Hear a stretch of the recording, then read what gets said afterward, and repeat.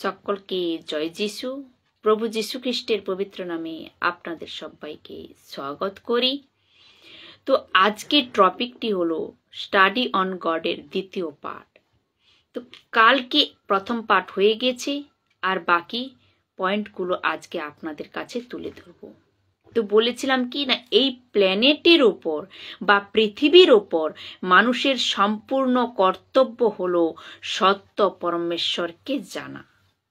এটা কোথায় লেখা আছে দেখুন, যে উপদেশক 12 অধ্যায় 13 নম্বর বাক্যে কি লেখা আছে? এই বইতে যা লেখা তার থেকে কি শিক্ষা আমরা নেব? শ্রদ্ধা করা ও তার আদেশ মান্য করা।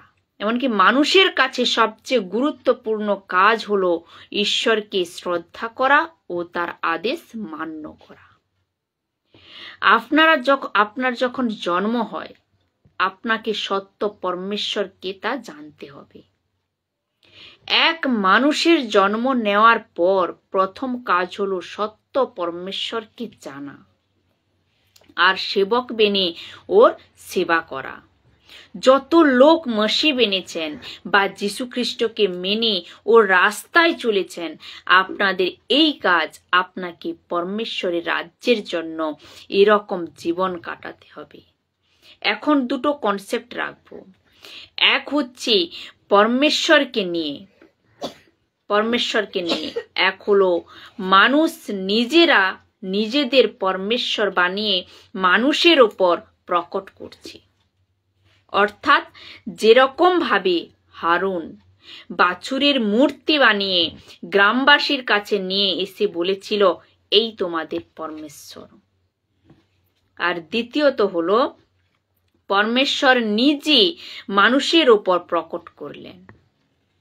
রোমিও 1 অধ্যায় 19 নম্বর বাক্যে দেখুন কি বলছে যে তাছাড়া মানুষের পক্ষে ঈশ্বরকে যতখানি জানা সম্ভব তা তো তিনি পরিষ্কারভাবে জানিয়ে দিয়েছেন।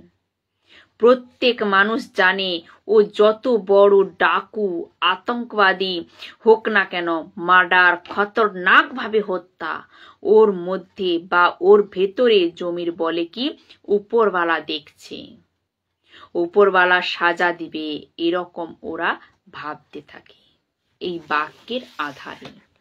তো সবার আগে বলবে যে মানুষকে বানিয়ে পরমেশ্বরের কনসেপ্ট বলছে। সবার আগে বলবে যে মানুষ কে বানিয়েছে, পরমেশ্বরের কনসেপ্ট কি। আজ এরা কাকে কাকে পরমেশ্বর বলে দুনিয়াতে, যে কিনা মানুষের দ্বারা বানানো হয়েছে। নিজের পরমেশ্বর, এক হলো নিজের পরমেশ্বর, 2 হচ্ছে পরিবারের পরমেশ্বর, 3 হচ্ছে স্বামীর পরমেশ্বর, 4 হচ্ছে বন্ধুর পরমেশ্বর, 5 হচ্ছে সমাজের পরমেশ্বর, 6 পাথরের, 7 কাঠের, 8 লোহার, 9 প্লাস্টিকের, 10 সোনা চাঁদি, 11 জানোয়ারের রূপে পরমেশ্বর, 12 জীব জন্তুর রূপে পরমেশ্বর, 13 পাখির রূপে পরমেশ্বর, 14 মানুষের রূপে পরমেশ্বর, 15 সৃষ্টির রূপে পরমেশ্বর। মনুষ্য এসব কেন বানিয়েছিল? কারণ রোমিও 1 অধ্যায় 19 নম্বর বাক্যে কি বলছে? তাছাড়া মানুষের পক্ষে ঈশ্বরকে যতখানি জানা সম্ভব তা তো তিনি পরিষ্কারভাবে জানিয়ে দিয়েছেন। এবার প্রশ্ন ওঠে যে তাহলে এ কোথা থেকে এসেছে? এরকম বাচ্চা যার বাপের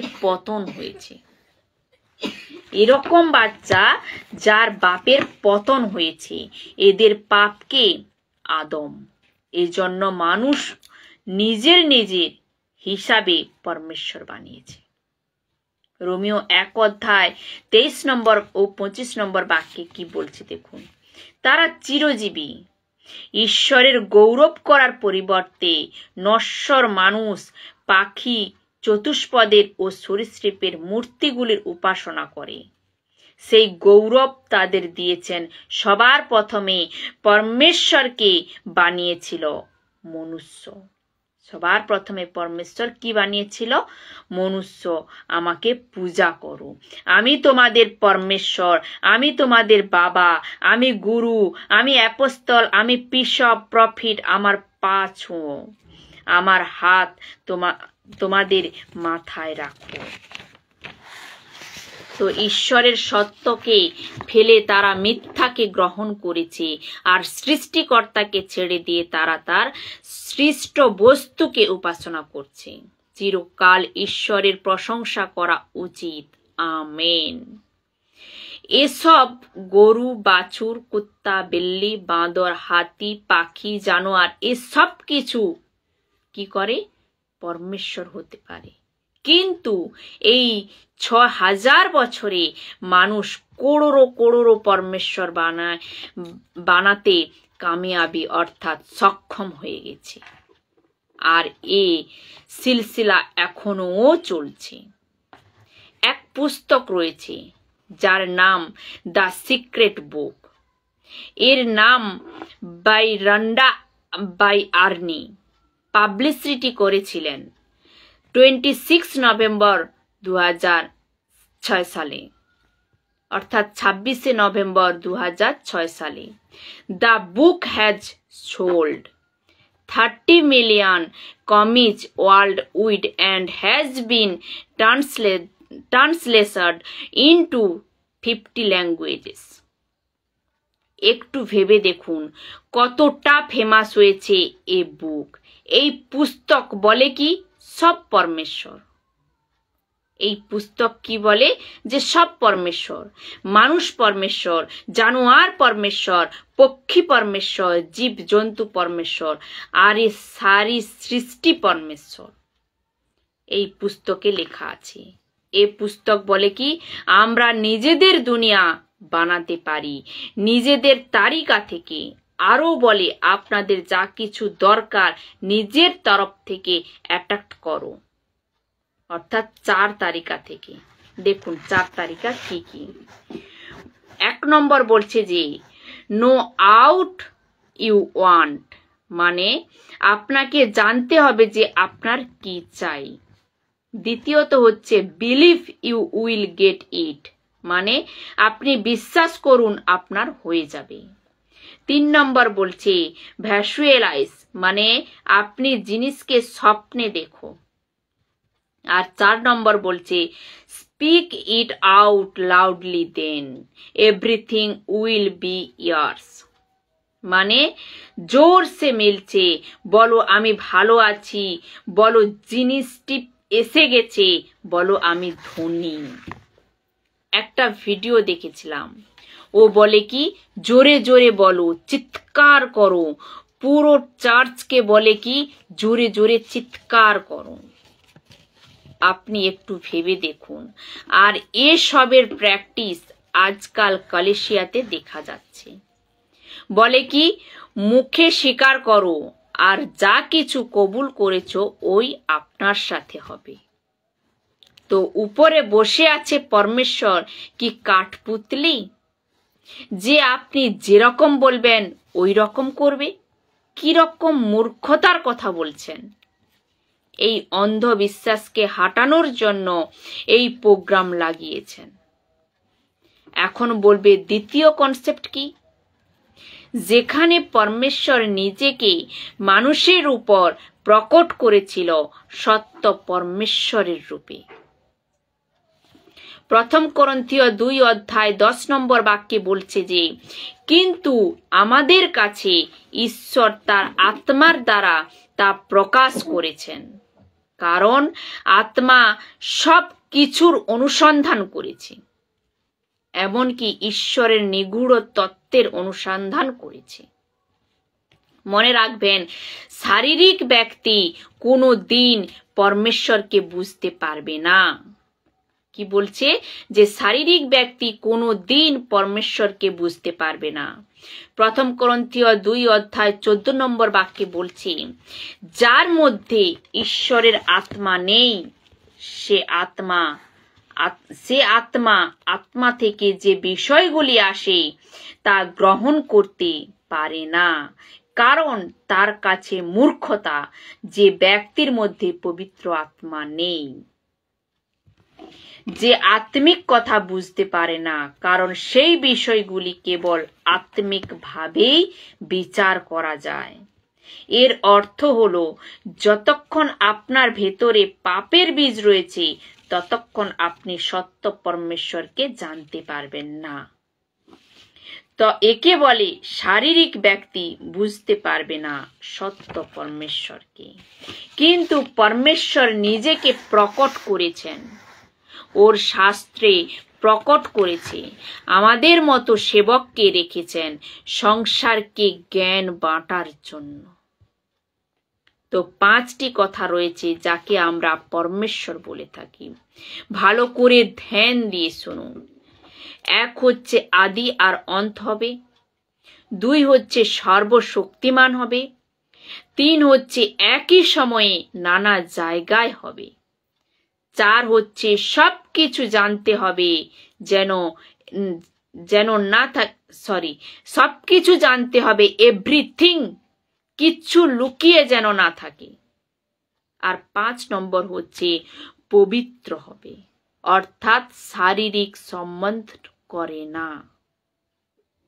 বাকি সবকিছু আপনি যাচ্ছেন এই পাঁচটি কোয়ালিটি হতে হবে। এখন মুখ্য কথা, পুরো বাইবেলে কোথাও আর কোনোদিন পরমেশ্বরের মূর্তি বানানো হয়নি, যাকে আমরা বাইবেল বলি। এখানে কোথাও কোনোদিন লেখা নেই যে পরমেশ্বরের মূর্তি কখনো কোনোদিন কেউ বানায়নি। এখন আপনাদের মনে প্রশ্ন উঠতে পারে যে যিশুর যে মূর্তি বানিয়েছে, যারা বানিয়েছে তারা মূর্খ, কেননা বাইবেল অনুমতি দেয় না। কারণ আবার বলবেন যে ক্রুশের পূজা ও তো গলত, বাইবেল অনুমতি দেয় না। ওদের মূর্তি এসব গলত, বাইবেল অনুমতি দেয় না। পরমেশ্বরের মূর্তি কখনো কোনো দিন কেউ বানায়নি, না আব্রাহাম, না মোশি, না জাকুব, না জোসেফ, না যিশু, না জন, না পিটার, না জন দা ব্যাপটিস্ট, না পৌলো, কেউ বানায়নি। আর না তো এখানে কোনো রকমের ক্রস, না যিশুর প্রতিমা, আর না তো আমাদের ঘরের দরজায় আপনি কোনো রকমের কিছু নিশান মিলবে না। এ খ্রিস্টানের ঘর না, নো নেভার। এ পরমেশ্বরের কিংডমের ঘর। আমি আবারও বলছি, পুরো বাইবেলে কোথাও আর কোনো দিন পরমেশ্বরের মূর্তি বানানো হয়নি, আর না তো কোনো মূর্তির সঙ্গে তুলনা করা হয়েছে। তাহলে এখন প্রশ্ন যা প্রত্যেক যুগে মানুষ জিজ্ঞাসা করে, কি আমরা বাইবেলকে, পরমেশ্বরকে কেন সত্য মানব? আচ্ছা, 5টি কথা আপনার মনে আছে? ও তো আপনি ধ্যানই দেননি। পরমেশ্বরকেই কেন সত্য মানব? কেননা ও আদি আর অন্ত, সর্বশক্তিমান, ও একই সময়ে সব জায়গায় থাকে, সবাইকে জানে, সব কিছু জানে, এবং ও পবিত্রও রয়েছে, যাকে আমরা ক্যাপিটাল অক্ষরে GOD বলি।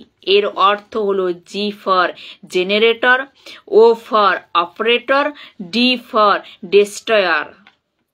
এর অর্থ হলো সব কিছুকে বানিয়েছেন, সৃষ্টি করেছেন, যে সব কিছুকে চালায়, যে সব কিছু খতম অর্থাৎ নষ্ট, শেষ করে দিতে পারে। পরমেশ্বরই যে সব কিছু শেষ করে দিতে পারে, আর পরমেশ্বরই সব কিছু চালায়, পরমেশ্বরই সব কিছু বানিয়েছেন। তো বলছে কি, knowledge about God and knowing God both are different. এর অর্থ হলো পরমেশ্বরের বারে জানা আর পরমেশ্বরকে জানা দুটো আলাদা। পরমেশ্বরের বারে জানা আর পরমেশ্বরকে জানা দুটো আলাদা। আপনি কি করছেন জানেন? পরমেশ্বরের বারে জেনেছেন, কিন্তু পরমেশ্বরকে জানেননি। আপনি পরমেশ্বরের বারে কতটা জানেন ও কাফি না, পরমেশ্বরকে জানা জরুরি। আপনাদের কাছে হয়তো প্রশ্ন উঠতে পারে এখন যে পরমেশ্বরের বারে পড়েছেন, পরমেশ্বরের বারে হয়তো পড়েছেন, শুনেছেন, এমনকি লিখেছেন, কিন্তু পরমেশ্বরকে কবে জানবেন? একটি বাক্য পড়ছি, দেখুন, যোহন 17 অধ্যায় 3 নম্বর বাক্যে বলছে কি, এই হলো অনন্ত জীবন। কি বলছে? এই হলো অনন্ত জীবন, তারা তোমাকে জানে যে তুমি একমাত্র সত্য ঈশ্বর ও তুমি যাকে পাঠিয়েছ সেই যীশু খ্রিস্টকে জানে, পরমেশ্বরকে জানে। এবার আপনারা বলতে পারেন বা প্রশ্ন উঠে যে যীশুকে, পরমেশ্বর পিতাকে যীশুই প্রকট করেছিলেন, পরমেশ্বর পিতাকে যীশুই প্রকট করেছিলেন। এই পৃথিবীর পর যীশু এসেছিল, এই পৃথিবীর উপর যীশু এসেছিল মানুষ বেনে, কিন্তু সাথে কে এসেছিল? পরমেশ্বরের পরিচয় নিয়ে। যোহন 14 অধ্যায় 9 নম্বর বাক্যে বলছে, যে কেউ আমায় দেখেছে, বলছে কি, যে কেউ আমায় দেখেছে সে পিতাকে দেখেছে। কলসীয় 1 অধ্যায় 15 নম্বর বাক্যে দেখুন কি বলছে, কেউই ঈশ্বরকে দেখতে পায় না, বলছে কি, কেউই ঈশ্বরকে দেখতে পায় না, কিন্তু যিশুই অদৃশ্য ঈশ্বরের প্রতিমূর্তি এবং সমস্ত সৃষ্টির প্রথমজাত। যখন যিশু পৃথিবীতে ছিলেন ও পরমেশ্বরের কথা বলতেন, পরমেশ্বরের পরিচয় দিত, পরমেশ্বরের নেচার এরকম, ও রাগ আসে, প্রেমও আসে, ঘৃণাও আসে কিছু জিনিসে। যখন আপনি নিজে পরমেশ্বরকে জানবেন, ওর সঙ্গতি করবেন, তখন আপনি এই 16টি কথা বুঝতে পারবেন। এক হচ্ছে ও একই পরমেশ্বর, 2 ও সত্য পরমেশ্বর, 3 ও প্রেমও করে, 4 ক্ষমাও করে, 5 দয়াও করে, 6 পবিত্র, 7 দয়ালু, 8 ন্যায়, 9 ধার্মিকদের সঙ্গে নিয়ে যায়, 10 জীবনও দেয়, চাঙ্গাও করে, মাঙ্গার পর দেয়, শান্তি দেয়, ধর্মী হয়, ক্রোধ করে, পাপীদেরকে নরকে ফেলে। এই 16টি বাক্য আপনাদের মনে রাখতে হবে। পরমেশ্বরের তুলনা দুনিয়া কি কোনো প্রকার দেবী দেবতা সে হয় না। কে বলেছে? রাজা ফিরৌন। ইজিপ্টের নির্গমন 18 অধ্যায় 11 নম্বর বাক্যে কি বলেছে? এখন আমি জানি সকল দেবতার থেকে প্রভুই মহান। পরমেশ্বরের তুলনা কারোর সঙ্গে হয় না, এ আপনাকে ভালো করে বুঝতে হবে। এক ব্যক্তি ছিলেন এলিয়া, এ বলেছিলেন কতদিন 2 বিচারের মাঝে থাকবে। প্রথম রাজা 18 অধ্যায় 21 নম্বর বাক্যে বলছে, এলিয়া তখন সবাইকে বললেন, তোমরা কবে স্থির করবে কোন দেবতাকে তোমরা অনুসরণ করবে? শোনো, প্রভু যদি সত্য ঈশ্বর হন তাহলে তাকে অনুসরণ করো, আর বাল মূর্তিকে যদি তোমাদের প্রকৃত দেবতা বলে মনে হয় তাহলে তাকে অনুসরণ করো। লোকেরা কিছুই বলল না। পরমেশ্বরের মতো আর কেউ দ্বিতীয় নেই, না পবিত্রতা, না সামর্থ্যে, না অন্য কোনোতে। এখন এক প্রশ্ন আপনাদের কাছে, যা আপনাদের সবাইকে জানা জরুরি, তা হলো পরমেশ্বরের থেকে বড় কিছু আর কি?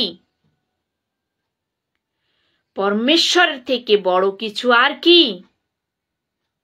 ইসাইয়া 43 অধ্যায় 10 নম্বর বাক্যে বলছি, প্রভু বলেন, তোমরা লোকেরা আমার সাক্ষী,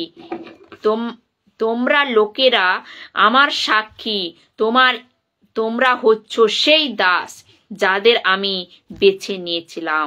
এরা হচ্ছে ইসরায়েলি লোক, ইহুদি লোক।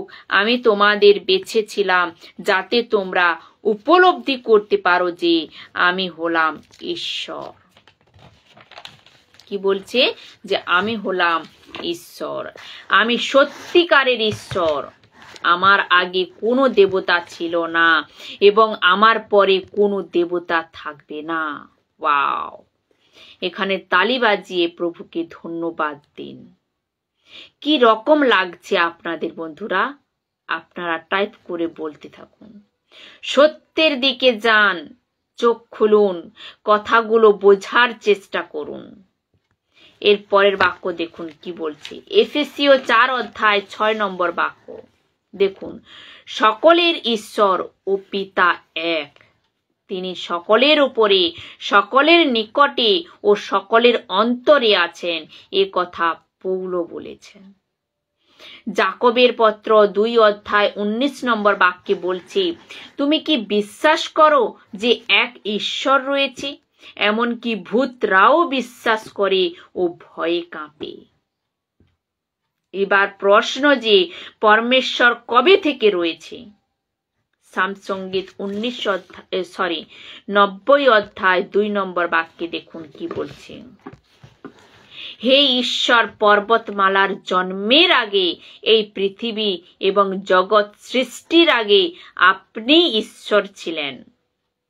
কি বলছে? বাক্যটি আমি আবারও পড়ছি, আপনারা ধ্যান দিয়ে শুনুন।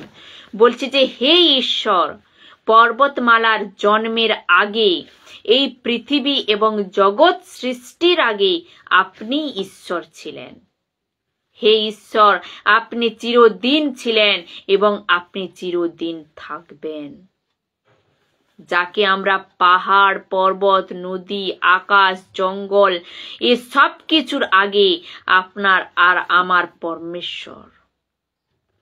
প্রথম পিতর 1 অধ্যায় 20 নম্বর বাক্যে বলছে, জগৎ সৃষ্টির আগেই খ্রিস্টকে মনোনীত করা হয়েছিল, কিন্তু এই শেষ সময়ে তোমাদের জন্য তিনি প্রকাশিত হলেন। মিখা 5 অধ্যায় 2 নম্বর বাক্যে বলছে, কিন্তু বেতলেহম ইফ্রাথা, তুমি জিহুদা সবচেয়ে ছোট শহর, তোমার পরিবার গোনা পক্ষে খুবই ছোট, কিন্তু আমার জন্যে ইসরায়েল শাসক তোমার মধ্য থেকেই বেরিয়ে আসবে। তার উৎপত্তি প্রাচীন কাল থেকে, বহু প্রাচীন কাল থেকে।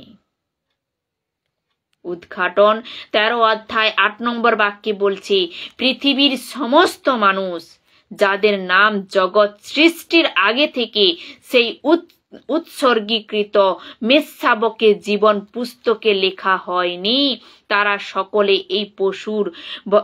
এই পশুর ভজনা করবে। ইনি সেই মেষশাবক যিনি হত হয়েছিল। তো যিশু কখন ক্রুশে মরেছিল? জগৎকে উৎপত্তি কিছু লোক বলে কি 200 বছর আগে, 2000 বছর আগে। এ তো মূর্খতা। তীত 1 অধ্যায় 2 নম্বর বাক্যে বলছে, অনন্ত জীবনের প্রত্যাশা থেকেই আমাদের সেই বিশ্বাস ও জ্ঞান লাভ হয়। সময় শুরুর পূর্বেই ঈশ্বর সেই জীবনের প্রতিশ্রুতি দিয়েছিলেন, আর ঈশ্বর মিথ্যা বলেন না, সনাতন থেকে। এখন অন্তে বা শেষ পর্যায়ে যদি এরকম পরমেশ্বর এর উপর বিশ্বাস না করেন তো কি হবে? যেসব কথাগুলো বললাম, যদি সত্য পরমেশ্বরকে না খোঁজেন, সত্যকে না জানেন, এই পরমেশ্বর নিজের জীবনকে না দেন, আর একে যদি না বুঝতে পারেন যে কিনা সব কিছুকে বানিয়েছেন, তো কি হবে? আপনার ফায়দা আর লোকসান দুটো বলা তো আমার ফরজ। তো থেসলোনিকীয় 1 অধ্যায় 8 নম্বর বাক্যে বলছে, যারা ঈশ্বরকে জানে না, কি বলছে? যারা ঈশ্বরকে জানে না এমন লোকেদের শাস্তি দিতে তিনি স্বর্গ থেকে জ্বলন্ত অগ্নিসহ নেমে আসবেন। আমাদের প্রভু যীশু খ্রিস্টের সুসমাচার নির্দেশ যারা পালন করে না, তিনি তাদেরও শাস্তি দিবেন। প্রথম করন্থীয় 16 অধ্যায় 21 নম্বর বাক্যে কি বলছে দেখুন। পৌল লিখেছেন, কোন ব্যক্তি যদি প্রভুকে ভালো না বাসে তবে সে শাপগ্রস্ত। বলছে কি, কোনো ব্যক্তি যদি প্রভুকে ভালো না বাসে তবে সে শাপগ্রস্ত হোক। তো যত খ্রিস্ট বিশ্বাসী লোক যারা আমার সঙ্গে এখন জুড়ে রয়েছেন, আমি আপনাদেরকে জিজ্ঞাসা করছি, আপনি কি এই পরমেশ্বরকে প্রশ্ন করেন, জানেন? আর যে উল্টো পাল্টা বলে, বাইবেলের বাইরে টিচিং দেয় বা পরমেশ্বরকে আলাদা আলাদাভাবে প্রচার করে, ওদের কাছ থেকে বাঁচুন আর নিজেকে পরমেশ্বরের সাথে জুড়ে বেঁচে থাকুন।